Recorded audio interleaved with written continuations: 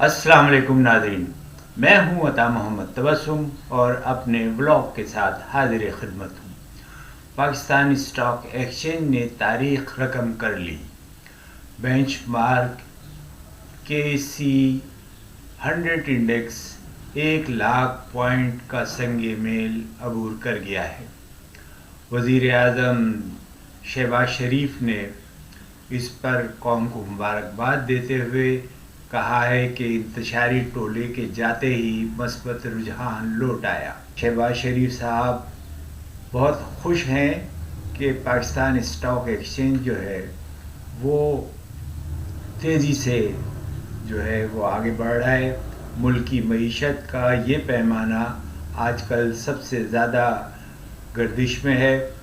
और इस वक्त इस पर ही सबसे ज़्यादा तवज्जो दी जा रही है। मुल्क में दूसरी जानिब क्या हो रहा है इसके बारे में लोग कम ही बात करते हैं। पाकिस्तान स्टॉक एक्सचेंज में बेंचमार्क KSE 100 इंडेक्स 1210 100 इंडेक्स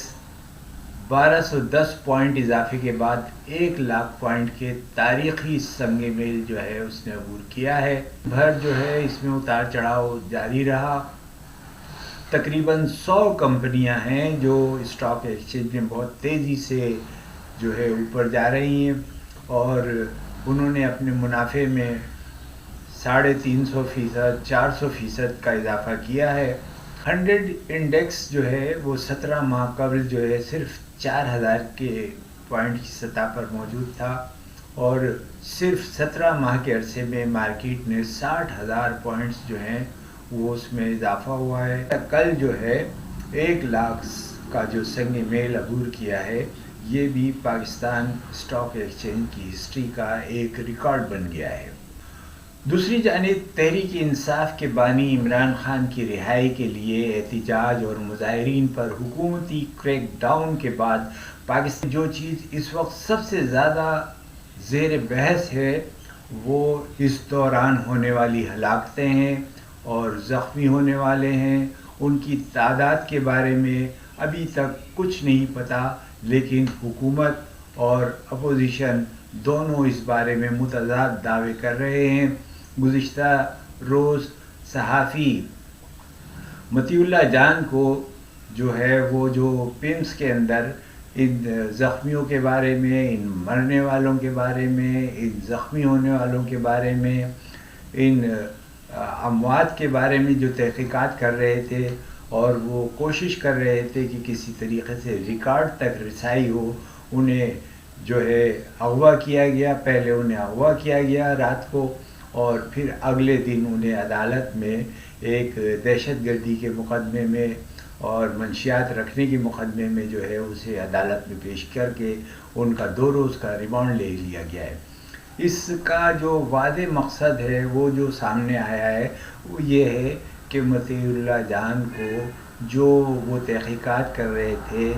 जो जिन बुनियादों के ऊपर वो अस्पताल के अंदर लोगों से इंटरव्यूज़ कर रहे थे, शवाहिद जमा कर रहे थे, मरने वालों के बारे में पूछ रहे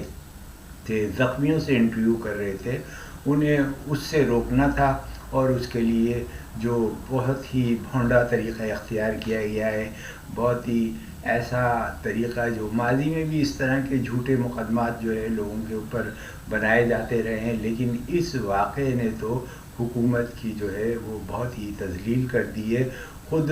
राना सनाउल्लाह जो हैं साबिक़ वज़ीर दाखिला जो थे वो भी इस बारे में जो है वो कहते हैं कि ये इंतहाई झूठा मुकदमा है और मुकदमा बनाने वालों के ख़िलाफ़ कार्रवाई होनी चाहिए। तहरीक इंसाफ के मुख्तलिफ़ रहनुमाओं की जानिब से जमात के कारकुनों की हलाकतों के बारे में जो दावे हैं वो भी मुसलसल किए जा रहे हैं। ये तादाद 20 से 280 तक के दरमियान बताई जा रही है। सैकड़ों ज़ख्मी हैं और हुकूमत ने दावा किया कि इस जो ग्रैंड ऑपरेशन में सिक्योरिटियों की हुकूमत ने तो ये दावा किया कि इस ऑपरेशन में जो है सिक्योरिटी अदारों की जानिब से सिरे से कोई गोली चलाई नहीं गई। पिछले रोज़ BBC की टीम ने پیمز ہسپتال اور دیگر ہسپتالوں کے ریکارڈ کی چھان بین کیے تو انہیں پتہ چلا ہے کہ 26 نومبر کی شام کم از کم ایسے 3 افراد کی لاشیں جو ہیں جو اسپتال میں موجود تھی جنہیں گولیاں لگی تھی، اور ان میں سے 2 ہلاکتیں اسپتال میں ہوئی ہیں۔ لیکن جو اسپتال کا پریس ریلیز جاری ہوا ہے اس کے اندر انہوں نے سرے سے وہاں کسی ہلاکت کی اور کسی لاش کی موجودگی اور زخمیوں کے آنے کے بارے میں بالکل سرے سے انکار کر دیا ہے۔ تو یہ جھوٹ جو ہے، جو جس بڑے پیمانے پر بولا جا رہا ہے، جس طریقے سے وزراء اس جھوٹ کی حمایت کر رہے ہیں اور سیکورٹی کے ادارے جو ہے اسپتال کے اندر لوگوں کو ملنے نہیں دے رہے، تشویش کی بات ہے کہ اسپتال جیسی جگہ جہاں پہ لوگوں کو آزادانہ طریقے سے علاج کی سہولت ہونی چاہیے تھی اور انسانی حقوق میں ان کی جو ہے ضمانت بھی دی گئی ہے، لیکن وہاں بھی اسپتال میں بھی لوگ جو ہیں خوفزدہ تھے، وہ اپنے نام نہیں لکھوا رہے تھے، اپنے مریضوں کے بارے میں نہیں بتا رہے تھے اور ایسی کوئی گفتگو نہیں کر رہے تھے۔ ان کو یہ خدشات تھے کہ انہیں اسپتال سے بھی گرفتار کر لیا جائے گا۔ تو یہ صورتحال جو ہے یہ بڑی تشویشناک ہے۔ اسپتال میں میتوں کو ورثہ کے حوالے کرنے سے بھی روکا تھا اور اس سلسلے میں بعض ورثہ کی جانب سے بیانات بھی سامنے آئے تھے کہ میتیں ان کے حوالے نہیں کی جا رہی، اور پولیس نے لاشوں کا پوسٹ مارٹم بھی نہیں کرنے دیا۔ اس بارے میں ابھی ڈاکٹروں نے جو ہے تحقیقاتی ٹیم کو بتایا ہے۔ بی بی سی کی ٹیم نے جو ہے اسپتال میں احتجاج کے بعد ایسے بہت سارے لوگوں کو دیکھا جو زخمی تھے، جنہیں گولیاں لگی تھی، اور یہ اس بات کا واضح ثبوت تھا کہ وہاں فائرنگ ہوئی ہے، اسٹریٹ فائرنگ ہوئی ہے، نہتے